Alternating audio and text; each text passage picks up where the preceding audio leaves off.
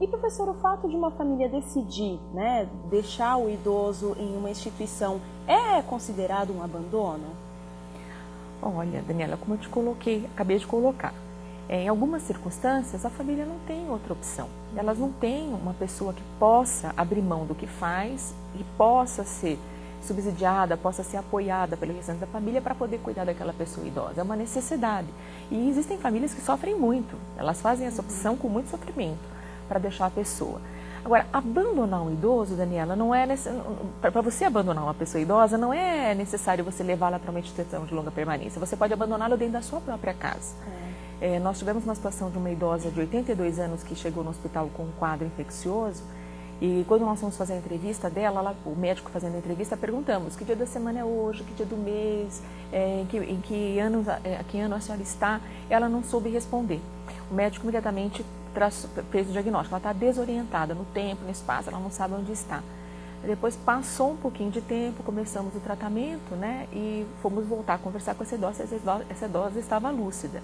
Na verdade, o que acontecia com essa idosa? Ela ficava na casa de uma das filhas e ela ficava num quartinho no fundo da casa que não tinha relógio, não tinha televisão, não tinha rádio, não tinha jornal, não tinha revista, ou seja, não tem calendário. Como eu vou saber que dia que eu estou? Como eu vou saber que ano eu estou? Como eu vou saber quem é o presidente do meu país se eu não tenho a participação? Eu não tenho vínculo com a vida nem através da televisão, que é um bem hoje tão básico, né, para as pessoas.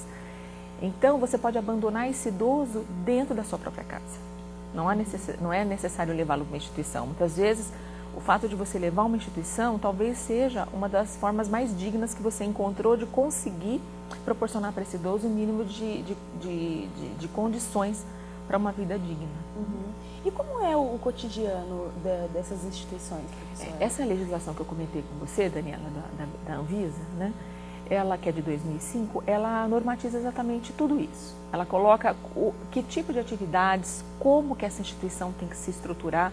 Então, uma instituição de longa permanência, ela precisa promover atividades educativa, atividades de saúde, atividades culturais, atividades de lazer. Ou seja, o idoso, ele não vai para uma instituição e fica lá depositado, né? Ele vai para uma instituição, mas ele precisa continuar a vida dele, ele precisa ter a participação na vida. E ele não tem a família ali com ele o tempo todo para poder movimentar essa vida, né? Essa questão afetiva, os netos chegarem, cumprimentar, nem que for para dar trabalho, né? Para ter que dar bronca, puxar a orelha do neto, mas eles não têm isso. Então, isso precisa ser promovido pelo local onde ele ficou, onde ele foi inserido.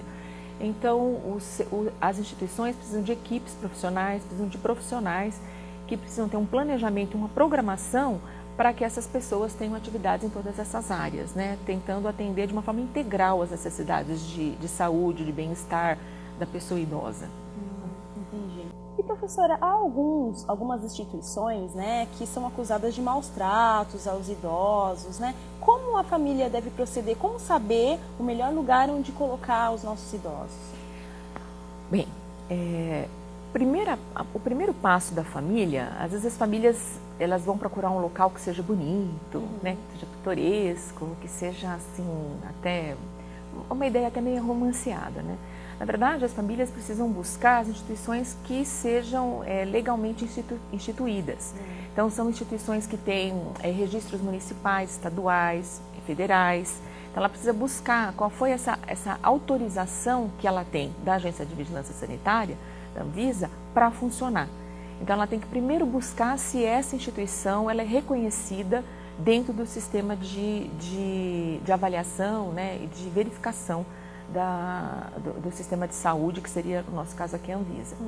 E, no segundo momento, ir buscar se essa instituição tem uma equipe para promover esse planejamento que nós acabamos de conversar, para promover todas essas atividades que nós acabamos de conversar.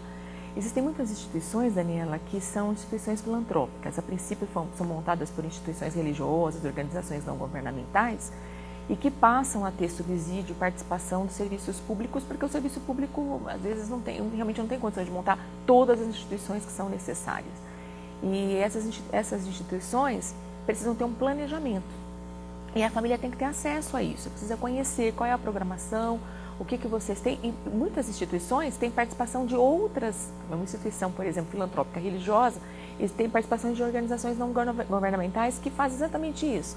Então, grupos que trabalham com artesanato e idosos. Então, os idosos vão produzir materiais e peças que vão para feiras, que vão para poder ser vendidos para subsídio. Os idosos vão participar de eventos, por exemplo, de lazer. Então, são instituições que levam esses idosos para um passeio, para um hotel fazenda, né? Que eu já tive uma oportunidade de estar numa instituição de longa permanência com os alunos, e eles tinham acabado de chegar de um hotel fazenda lá em Bragança Paulista. Nossa, eles estavam maravilhados, né? Que eles foram para a piscina, e tudo isso tem que ter cuidado, né? Você não pode simplesmente pegar uma pessoa idosa que está sob sua responsabilidade e deixar num hotel. Então, nem sempre o hotel está adaptado para as necessidades que a pessoa idosa tem. Então, as pessoas que vão com os idosos, os monitores, as pessoas que estão ali, os cuidadores, né? Que estão com os idosos, têm que estar muito atentos, né? Para que não aconteça nenhum acidente, nada. Então, é importante que as famílias vá buscar esse contingente profissional, esse contingente essa questão legal, não só a questão do espaço físico, né? Não ficar muito entretido com essa questão do espaço físico, porque você pode ter um espaço físico maravilhoso e as cabeças das pessoas serem extremamente preconceituosas com relação à pessoa idosa.